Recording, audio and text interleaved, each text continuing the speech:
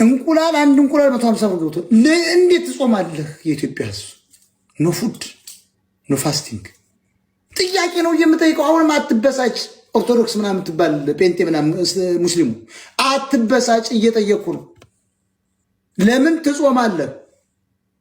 ምኑንስ ትጾመዋለህ? ከምን ትጾማለህ? ሆድ መች ሞልቶ መች ጠግበህ ከምን ጾም እኮ መጽሐፍ ቅዱስ ማለት ከጥጋብ ነው።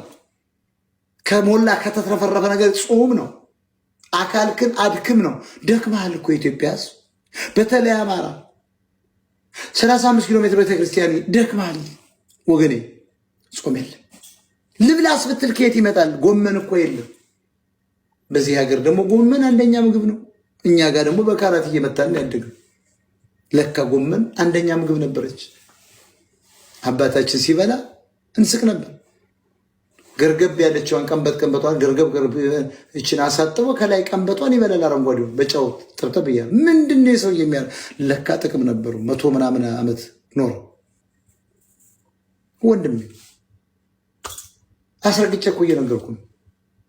ሃይማኖተኛ ይሆንክ ሞራል ቢስ ይህን ጥያቄ ከምን